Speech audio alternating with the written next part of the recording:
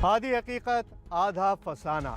गोमुख नाम तो सुना होगा, वही गोमुख जहां से देश की जीवनधारा गंगा नदी के प्रवाह की शुरुआत होती है। ग्लेशियर से बर्फ पिघलकर मैदानी इलाकों की तरफ आती है, लेकिन ज्यादातर लोगों ने गोमुख की कहानियां सुनी है, गोमुख की तस्वीरें देखी हैं, लेकिन वहां तक पहुंच नहीं पाए, क्योंकि वहां तक पहुंचना बहुत ही मुश्किल काम है। बहुत सारी चोटियों को पार करके, बहुत सारे ग्लेशियर्स को क्रॉस करके, बहुत सारे पहाड़ों पर चढ़ने के बाद ही गोमुख तक पहुंचा जा सकता है, और आम आदमी तो सिर्फ सोचता ही रह जाता है।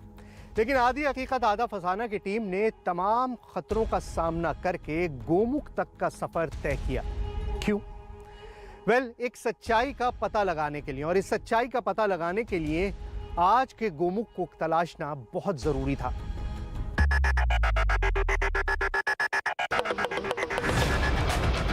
जहां गंगा ने स्वर्ग से उतरकर हिमालय पर कदम रखा था,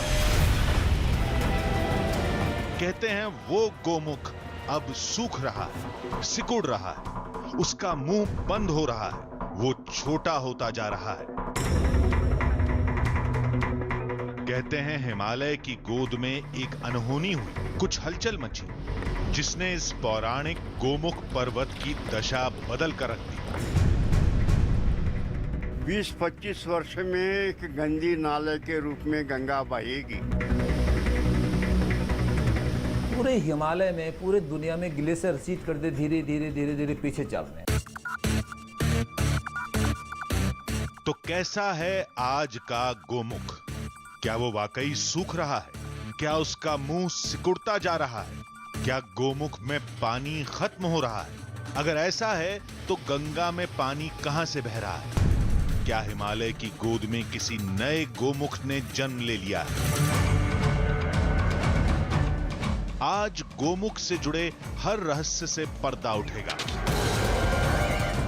हर सवाल का जवाब मिलेगा।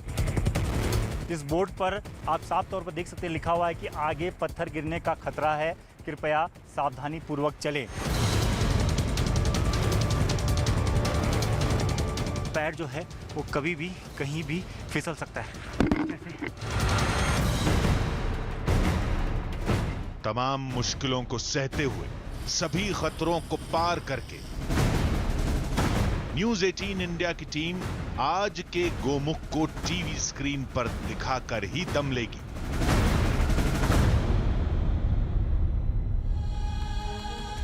पिछले कुछ समय से एक खबर काफी चर्चा में है। खबर गोमुख को लेकर है। कहा जा रहा है कि हिमालय में पहले वाला गोमुख अब बदल रहा है, उसका आकार पूरी तरह से बदल चुका है।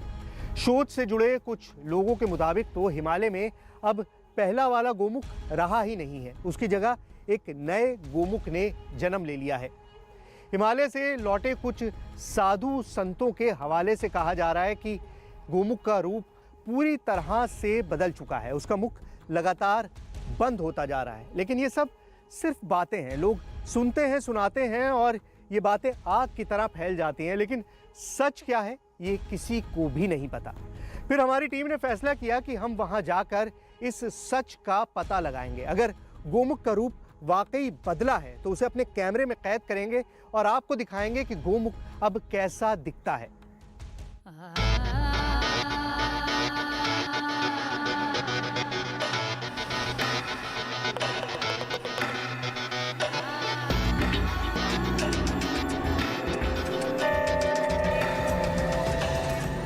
गोमुख का मुंह बंद होता जा रहा है। कुछ बरसों में गंगा में पानी बहना बंद हो जाएगा। गोमुख में पानी कम होता जा रहा है। पिछले कुछ सालों से ऐसी खबरें लगातार सुनने को मिल रही हैं।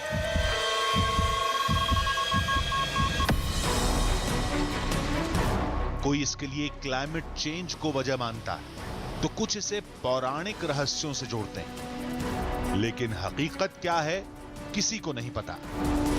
लेकिन एक सच्चाई से कोई मुंह नहीं मोड़ सकता। पिछले 50 साल में गोमुख अपना आकार और जगह लगातार बदलता जा रहा है।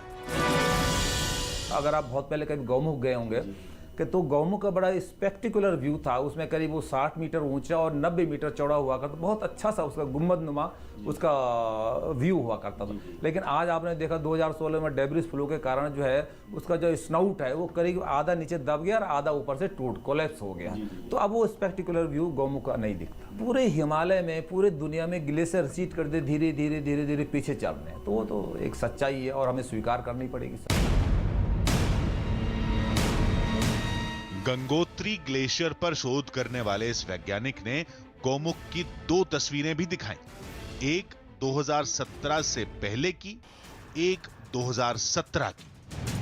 फर्क साफ दिख रहा है, लेकिन यह तस्वीर तो पुरानी है। गौमुख आज कैसा है, किस हालत में है, क्या वो खतरे में है, क्या वाकई गौमुख का मुंह बंद हो चुका है?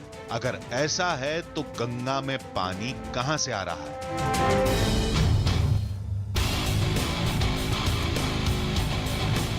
हमारी टीम ने गौमुख की सही तस्वीर और सच्चाई को सामने लाने का फैसला लिया, क्योंकि गौमुख पर खतरे का मतलब है गंगा के अस्तित्व पर संकट, और गंगा पर संकट का मतलब है जीवन पर बहुत बड़ा खतरा। गौमुख के इस सफर में हमारी पहली मंजिल है उत्तराखंड का गंगोत्री।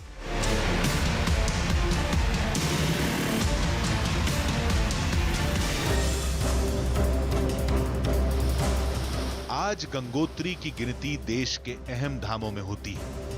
अब गौमुख जाने का सफर भी यहीं से शुरू होता है।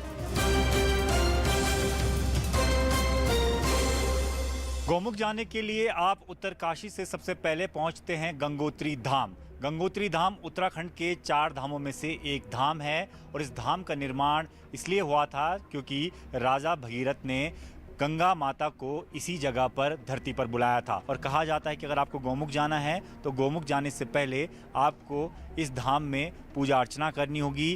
गंगा माता की प्रतिमा अंदर लगी हुई है, उस प्रतिमा का आशीर्वाद लेना होगा, उसी के बाद ही आप गौमुख के लिए आगे बढ़ सकते हैं। कहते हैं राजा भगीरथ ने जिस चट्टान पर तपस्या की थी उसी को तराश कर यह धाम बनाया गया है। केवल उस शिला को जस का तस छोड़ दिया गया जहां भगीरथ एक पांव पर खड़े थे। कहते हैं ये वही जगह है। पुराणों में विदित है कि अत्यंत कठिन तप, एक पैर पे खड़े होकर इस शिला के ऊपर राजा भगीरथ जी ने तप किया। तब जाके गंगा जी प्राचीन काल में स्वर्ग लोक से पृथ्वी लोक में सर्वप्रथम इसी स्थान पे उतरी, इसलिए यहाँ का नाम पड़ा गंगा उतरी, तस्य नाम गंगोत्री। गौमुख से नदी 3 धाराओं में निकलती है, जिसे भगीरथी, मंदाकिनी और अलकनंदा कहा जाता है। देवप्रयाग में तीनों धाराएं एक होकर गंगा के नाम से जानी जाती हैं। एक समय था जब यहाँ पर सिर्फ एक बड़ा पत्थर था और यहाँ से नदी बहती थी। अब नदी का बहाव भी दूसरी तरफ कर दिया गया है। सामने आपको जो नदी बहती हुई नजर आ रही है ये भगीरथ नदी है और इसी नदी को जल जो है लोग शिवलिंग पर चढ़ाते हैं। यही नदी आगे चलकर गंगा का स्वरूप लेती है। पौराणिक काल में गौमुख गंगोत्री में ही हुआ करता था। इसी जगह पर लोग गंगा को ग्लेशियर से निकलते देखते थे। लेकिन आज गौमुख यहां से करीब 19 किलोमीटर पीछे खिसक चुका है। गंगोत्री है, गंगा उतरी इति गंगोत्री। गंगा जी स्वर्गलोक से मृत्युलोक में उतरी है, तो गौमनी पृथ्वी और मुखमनी द्वार कहा जाता है। तो गौमुख पहले यहीं पे हुआ करता था। यही गंगोत्री है जहाँ पे दृष्टिगोचर हुई थी और इसके बाद वो बर्फ का ग्लेशियर के रूप में है। वो कटता कटता पिघलता पिघलता आज 18 किलोमीटर 20 किलोमीटर पीछे चला गया है। तो ये गंगोत्री का है। हमारी टीम गंगोत्री से गौमुख कूच करने की तैयारी कर ही रही थी कि लोगों ने एक बाबा के बारे में बताया। लोगों ने कहा कि उस बाबा से मिले बगैर गौमुख की यात्रा करने का कोई मतलब नहीं। बाबा से मिलने के बाद समझ में आया कि लोग ऐसा क्यों कह रहे थे। चलते चलते हम पहुंच आए हैं स्वामी सुंदरानंद जी के पास, और जो पिछले 70 साल से ज़्यादा वक्त से इस गंगोत्री ग्लेशियर के पास रह रहे हैं। और सबसे बड़ी बात ये कि उन्हें जब वो युवा अवस्था में थे उस वक्त उनको फोटोग्राफी का बहुत ज़्यादा शौक था और उसी फोटोग्राफी के चलते आज एक बड़ी आर्ट गैलरी उन्होंने बनाई है, जिस आर्ट गैलरी के ज़रिए हम ये समझ सकते हैं या ये जान सकते हैं कि कितना असर ग्लेशियर्स पर पड़ रहा है, कितनी तेज़ी से ग्लेशियर पिघल रहे हैं। बाबा पिछले 70 साल से गोमुख पर्वत पर निगाह बनाए हुए हैं, जो 50 साल पहले कुछ ऐसा था, बिल्कुल एक गाय के मुख की तरह। लेकिन आज तस्वीर बदल चुकी है। पिछले 40-50 साल पुरानी ये तस्वीर है गोमुख की, जब गोमुख इतना बड़ा ग्लेशियर के तौर पर दिखता था। हालांकि ब्लैक एंड वाइट तस्वीर है, थोड़ा समझना मुश्किल होगा, लेकिन 50 साल पुरानी इस तस्वीर को देखिए कि गोमुख कितना बड़ा और किस तरीके का दिखता था। 20-25 वर्ष में एक गंदी नाले के रूप में गंगा बहेगी। गंगा के नाम से, वैसे राजा भगीरथ काल में गंगा का उद्गम गंगोत्री पर ही था, यहाँ की प्रमाण है। मैं 1948 में यहाँ आया हूँ, उस समय भोजवास के पास गंगा का जन्म गोमुख था। अब वहाँ से 7-8 किलोमीटर पीछे हट गई। पहले गोमुख गंगोत्री में था, फिर वहां से 10 किलोमीटर पीछे चीड़वासा तक खिसका, फिर चीड़वासा से 4 किलोमीटर पीछे भोजवासा, और आज गोमुख भोजवासा से भी 5 किलोमीटर पीछे पहुंच चुका है। हमारी टीम गोमुख के लिए रवाना हो गई। जिस गुफा से गंगा निकलती है वो आज किस हालत में? क्या उसका मुंह किसी ग्लेशियर से बंद हो चुका है? अगर ऐसा है तो पानी की ये धारा कहां से निकल रही है? क्या गोमुख सिकुड़ता जा रहा है? आज सारे सवालों का जवाब मिलने वाला था। कुछ देर बाद आज का गोमुख पर्वत आपकी आंखों के सामने होगा।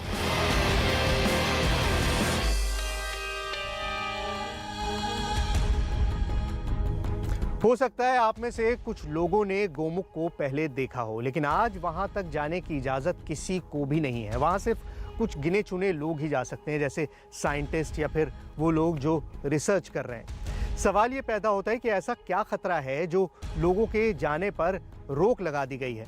इन हालात में गोमुख के बदलने, उसके मुख के बंद होने की खबरों से रहस्य और ज्यादा गहरा जाता है। और हमारी टीम का मकसद सिर्फ यही था कि एक बार वहां पहुंचकर गोमुख की ताज़ा तस्वीरों को कैमरे में कैद कर लें। अब ये सुनने में तो बहुत आसान लगता है, लेकिन असल में ये सफर बहुत ज्यादा मुश्किलों से भरा हुआ था।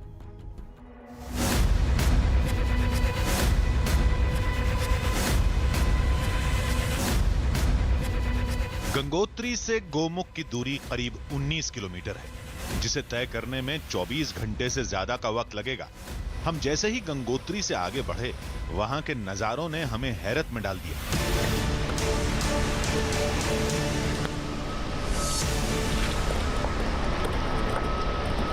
गंगोत्री से करीबन 2 किलोमीटर की चढ़ाई चढ़कर इस वक्त जहां हम पहुंचे हैं, वहाँ की तस्वीर आपको दिखानी इसलिए भी हमने ज़रूरी समझी क्योंकि एक वक्त था जब जिस चट्टान पर मैं खड़ा हूँ वो चट्टान बर्फ़ से लबालब भरी होती थी, लेकिन अब इस पूरी चट्टान को अगर आप तस्वीरों में देखें तो आपको पूरी सूखी हुई नज़र आएगी। कहीं बर्फ़ की कोई भी छोटी सी परत आपको नज़र नहीं आएगी क्योंकि पूरी की पूरी बर्फ़ जो है वो पिघल चुकी है। ये सूखे पहाड़ आपको नज़र आएंगे, चारों तरफ आप जहाँ देखें तो आपको सिर्फ सूखे पहाड़ नज़र आएंगे, लेकिन एक वक्त था ये पूरे पहाड़ भी बर्फ़ से ढके रहते थे और पानी जो है लगातार इस वक्त यहाँ से रिश्ता हुआ नज़र आ रहा है क्योंकि बर्फ़ जो है ख़त्म हो चुकी है और जो थोड़ा बहुत बर्फ़ भी थी वो पिघल रही है और इस तरीके से पानी के बहाव के चलते ये नदी में जाती हुई नज़र आ रही है।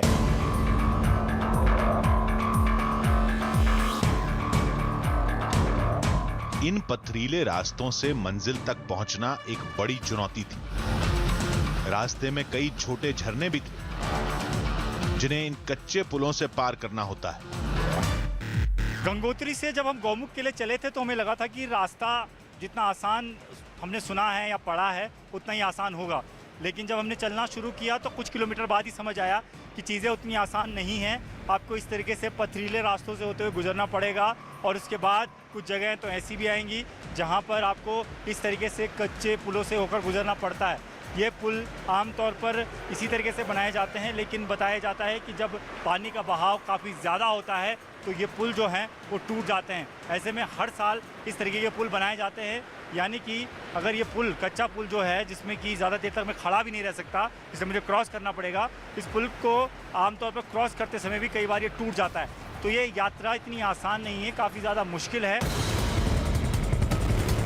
गंगोत्री से करीब 5 किलोमीटर आगे जाने के बाद बर्फ से लदी चोटियां दिखाई देने लगी।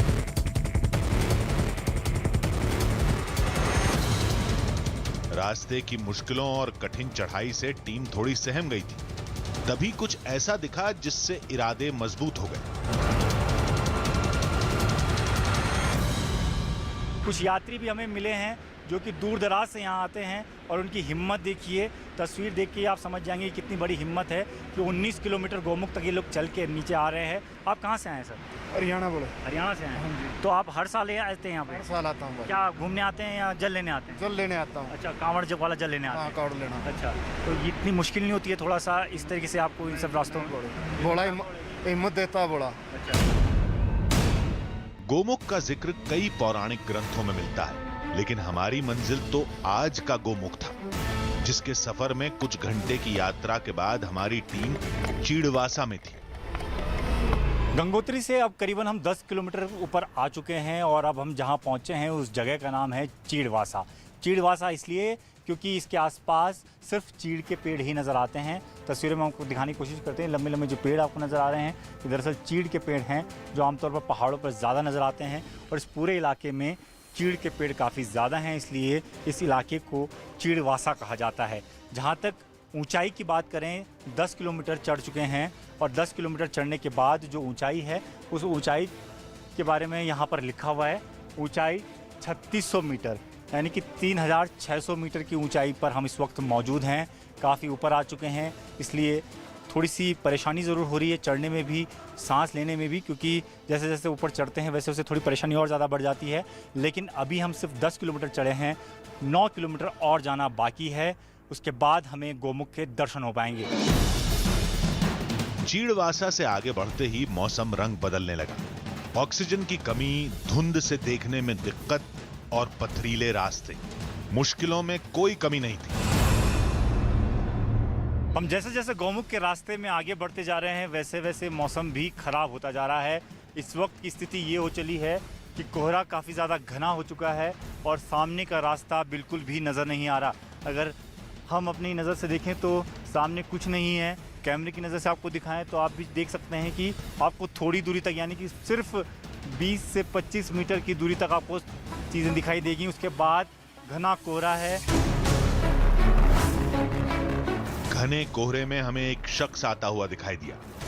पूछने पर पता चला ये एक गाइड है और एक टीम को गोमुख छोड़कर वापस जा रहा है। कितना परेशानी भरा रहता है उतना आगे जाना? परेशानी तो है सर, बर्फ गिरे ऊपर से, ठंडा है। अच्छा, ठंडा भी होगा, सांस लेने में भी दिक्कत होगी, आगे जाने में दिक्कत होती होगी? बिल्कुल सर। अच्छा, तो आप ऐसे ही जाते रहते हैं वहाँ ऊपर नीचे? जाते रहते सर हम। अच्छा, तो कितने चक्कर लग जाते हैं आप पे? लग जाते सर, कभी 4 कभी 5।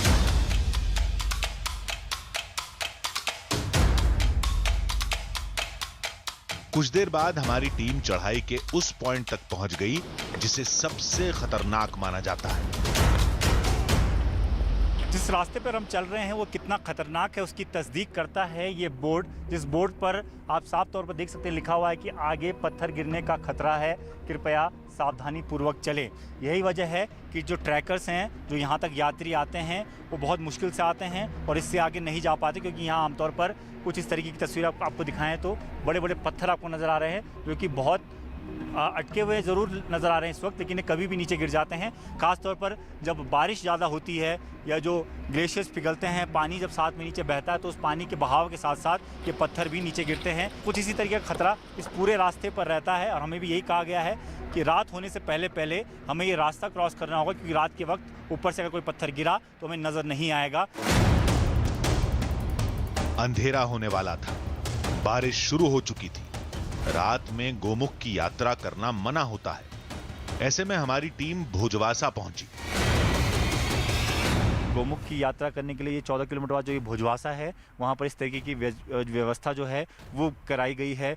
टेंट लगे हैं और इस तरीके से छोटे छोटे आश्रम बनाए गए हैं। और इन्हीं आश्रम में जो तमाम जो ट्रैकर्स हैं या यूं कहें जो यहाँ पर कांवड़ आते हैं, जल लेने आते हैं, तमाम जो लोग हैं वो लोग इन्हीं जगहों पर विश्राम करते हैं, क्योंकि रात के वक्त यहाँ आगे बढ़ना बेहद ख़तरनाक साबित हो सकता है। ऐसे में हमें भी आज की रात भोजवासा में ही बितानी होगी और कल सुबह फिर गोमुख के लिए निकलना होगा। भोजवासा से गोमुख 5 किलोमीटर दूर है। रात में हमारी मुलाकात एक बाबा से हुई। बाबा ने बताया कि हिमालय की गोद में एक नए गोमुख ने जन्म ले लिया है। इसके अंदर पहले जो बड़े बड़े पहाड़ जो पास पास में थे वो सब पहाड़ धंस गए, वहाँ समतल जगह हो गई। आज वहाँ एक मैदानी इलाका हो गया है और वहाँ पे वो पहाड़ों का पता ही नहीं चल रहा है। ये आसपास जो दोनों क्षेत्र में लग रहे हैं पहाड़, तो पहले बीच में बड़े बड़े पहाड़ थे जिनके ऊपर चढ़ के लोग तपोवन की ओर जाते थे, नंदनवन की ओर जाते थे और आगे अपने जो जाने का वहाँ जाते थे। मगर वो सब चीज़ें आज गायब हो गई। आज गंगा, माँ गंगा भी इतना किनारा भी इस साइड में जो लेफ्ट हैंड की ओर इतनी, लेफ्ट हैंड की ओर इतनी हो गई कि आदमी उधर जा ही नहीं सकता है। और नहीं तो पहले ये राइट हैंड की ओर थी, माँ गंगा का जो जल इधर था, आज इधर हो गया प्रवाह उसका। मतलब बदल रहा है दिन पर दिन। बदल गया है, पूरा चेंज हो गया, साइड बदल गई पूरी। ये बाबा भी उसी 2017 वाले हालात का जिक्र कर रहे थे जिसकी फोटो हमने यात्रा की शुरुआत में वैज्ञानिक के पास देखी थी। लेकिन हमें तो आज का गोमुख देखना था जिसका सफर सुबह से शुरू होगा। सुबह होते ही हमारी टीम का सामना उपनाती नदी से हुआ, जिसे पार करने के लिए केवल इस ट्रॉली का सहारा था।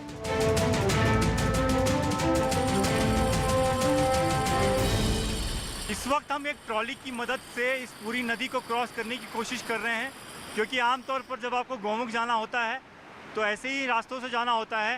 हालांकि 2 रास्ते हैं, दूसरे रास्ते से जाते हैं ज़्यादातर लोग, लेकिन वहाँ पर बारिश होने की वजह से पत्थर गिर गए हैं, बड़े बड़े पत्थर गिर गए हैं, जिस वजह से वो पूरा रास्ता ब्लॉक हो गया है। उसके बाद एकमात्र यही रास्ता बचता है जो कि बेहद ख़तरनाक है और इस रास्ते से हर किसी को नहीं जाने दिया जाता। हालांकि हमने इससे पहले ही इजाज़त ले ली थी और एसडीआरएफ की टीम हमारी मदद कर रही है। इसी मदद के चलते हम इस खतरनाक रास्ते से इस नदी को क्रॉस करते हुए गौमुख की तरफ बढ़ रहे हैं। नीचे नदी का बहाव काफ़ी ज़्यादा तेज़ है, इसलिए अगर आप नीचे की तरफ देखें तो आपको डर काफ़ी ज़्यादा लगेगा। नदी पार करते ही हमारी टीम को गोमुख पर्वत की पहली झलक मिली। हमारी टीम उस तरफ बढ़ चली। तभी हमें रास्ते में कुछ अजीब से निशान मिले। ये शायद वही निशान थे जिनके बारे में हमें पहले बताया गया था। दरअसल जब हम गंगोत्री से ऊपर चढ़े थे गोमुख के लिए तो हमें बताया गया था कि आपको जगह जगह पर इस तरीके के पॉइंट मिलेंगे। इन पॉइंट्स का कई मतलब निकलते हैं। जैसे कि एक मतलब इसका ये निकलता है कि गोमुख की जो दूरी थी वो इसके हिसाब से नापी जा सकती है कि एक वक्त ऐसा भी रहा होगा कि जब गोमुख का हिस्सा या ग्लेशियर का हिस्सा इस जगह पर रहा होगा और यहाँ से नदी बहना शुरू होती होगी। लेकिन अब यहाँ बिल्कुल सूखा पड़ चुका है, कुछ भी नज़र नहीं आएगा। लेकिन इसका दूसरा मतलब ये भी है कि अगर आपको गौमुख जाना है, गौमुख के रास्ते पर जाना है, तो ये आपको दूर से रास्ता दिखाएगा। आपको ठीक इसकी सीध पर आगे बढ़ना होगा और जब आप इसकी सीध पर आगे बढ़ते जाएंगे तो आप गौमुख तक पहुँच जाएंगे। अब हमारी टीम गोमुख के करीब थी। शायद ये हमारी आखिरी चढ़ाई थी, लेकिन ये चढ़ाई दम निकालने वाली थी।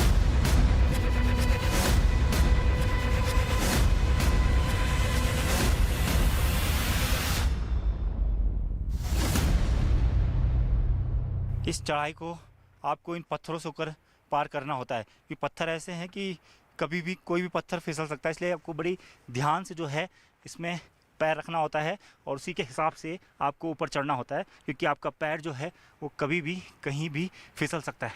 जैसे इस तरीके की दिक्कतें आमतौर पर पूरे रास्ते में हमको हुई कि पैर आपका कभी फिसल सकता है। जैसे कि इस वक्त जो है पैर में आपकी चोट काफ़ी भी ज़्यादा लग सकती है। हमारे कैमरामैन को भी जो हमारे साथ चल रहे हैं उनको भी काफ़ी चोटें आ रही। तो इस तरीके से पत्थरों में चढ़कर आपको ऊपर का रास्ता जो है वो पार करना होता है। गोमुख यहां से चंद मीटर की दूरी पर है। आम लोगों को इससे आगे जाने की इजाजत नहीं, क्योंकि आगे पत्थरों के खिसकने का खतरा होता है। लेकिन तमाम खतरों को पार करने के बाद अब हमारी टीम गोमुख के सामने थी।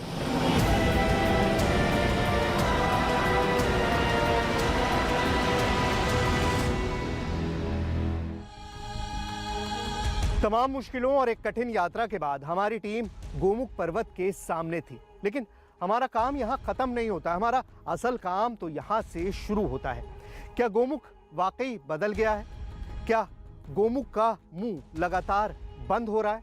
अगर ऐसा है तो फिर गंगा में पानी कहाँ से आ रहा है? क्या हिमालय की गोद में एक और गोमुख भी है? इन सारे सवालों के जवाब जानने अभी बाकी थे।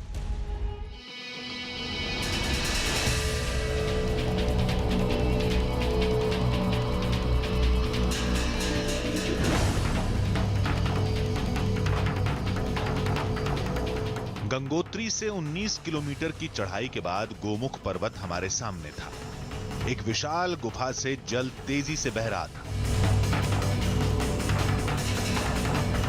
गुफा के इस मुहाने को ही आस्था के साथ गोमुख कहा जाता है। गंगोत्री से करीबन 19 किलोमीटर चलने के बाद और 4000 मीटर की ऊंचाई पर इस वक्त हम मौजूद हैं, उस जगह पर जिस जगह को लोग दूर दूर से देखने आते हैं। यही वो जगह है जिसे कहा जाता है गौमुख। वो जगह जहाँ से निकलती है भगीरथ नदी, जो आगे चलकर बन जाती है गंगा। वो गंगा जो सभी के पाप धोती है, जिसकी वजह से ही कहा जाता है कि पूरा संसार टिका है। ये वो जगह है गौमुख की। हालांकि इस इलाके में काफ़ी ज़्यादा परिवर्तन हुआ है इन काफ़ी सालों में। गौमुख इस जगह को इसलिए कहा जाता था क्योंकि गाय के मुख के समान ये जगह होती थी जहाँ से ये भगीरथ नदी निकलती थी। लेकिन वो गाय का मुख का जो आकार है वो अब धीरे धीरे टूट चुका है, ख़त्म हो चुका है। इसलिए आपको छोटी सी एक गुफा नज़र आएगी। हालांकि पूरा बर्फ़ का पहाड़ है और एक छोटी सी गुफा है और उसी गुफा के बीच से निकल रही है ये भगीरथ नदी। तो इसी नदी में स्नान करने के लिए, इस नदी के दर्शन करने के लिए, इस गौमुख के दर्शन के लिए लोग हज़ारों किलोमीटर दूर से यहाँ पहुँचते हैं। 19 से 20 किलोमीटर की पैदल और कठिन यात्रा करते हैं और उसके बाद दर्शन होते हैं इस गौमुख के, जिसके हम आपको दर्शन इस वक्त करवा रहे हैं। ये जो नदी आपको निकलती हुई नज़र आ रही है, ये भगीरथ नदी है। काफ़ी ज़्यादा फ्लो इसका है और बताया जाता है कि जब राजा भगीरथ ने तपस्या की थी तो इसी तरीके से जो गंगा थी वो नीचे धरती पर आई थी और इसी तरीके से फ्लो जो है वो आगे चलकर गंगा नदी में परिवर्तित हो जाता है। तो यही वो जगह है जिसके दर्शन के लिए लोग दूर दूर से चलकर यहाँ पहुँचते हैं। आज गोमुख तक बहुत कम लोग ही पहुंच पाते हैं। पत्थरों के खिसकने का डर बना रहता है और ज्यादा लोगों की मौजूदगी गोमुख को नुकसान भी पहुंचा सकती है। पानी के बारे में अगर आपको बताएं तो पानी में अगर मैं हाथ डाल के आपको बताने की कोशिश करूं तो पानी बहुत ठंडा है, बहुत ठंडा पानी है क्योंकि बर्फीला पानी है। बर्फ़ पिघलकर ये पानी बना है, भगीरथ नदी ये है।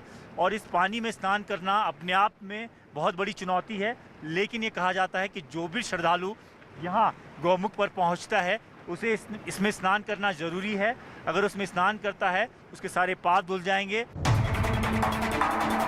आज गोमुख के पीछे खड़े दो बड़े ग्लेशियर गंगा जल के सबसे बड़े स्रोत हैं।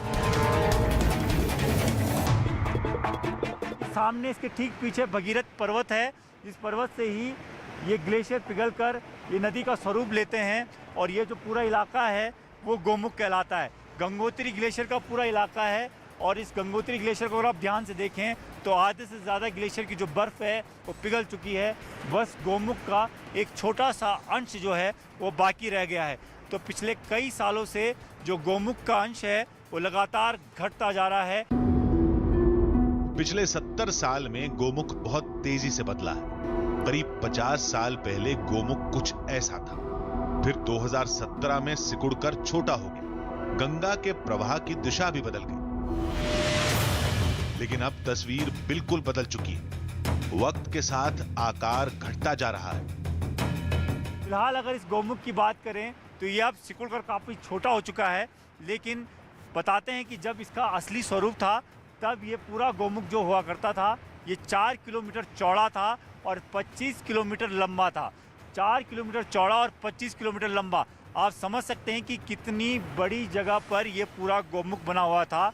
और साथ ही साथ इसकी ऊंचाई की अगर बात करें तो 40 मीटर इसकी करीबन ऊंचाई थी। तो काफ़ी बड़ा ये पहाड़ था और उस पहाड़ के नीचे, उस बर्फ के पहाड़ के नीचे गौमुख बना हुआ था, गाय का मुख जिससे निकलती थी भगीरथ की ये धारा। कुछ जलवायु परिवर्तन, कुछ भूकंप का असर, तो कुछ इंसानी गलतियों का खमियाजा। कई वजहों से गोमुख तेजी से गलता जा रहा है, पीछे खिसकता जा रहा है। हमें पत्थर के ये निशान आज यहां दिख रहे हैं। अगर ऐसा ही चलता रहा तो अगली बार गोमुख तक जाने के लिए हमें और लंबी यात्रा करनी पड़ सकती है। अगर लोगों की आस्था के साथ थोड़ी जागरूकता भी मिल जाए तो गंगा दिलों के साथ धरातल पर भी यूं ही कल-कल बहती रहेगी।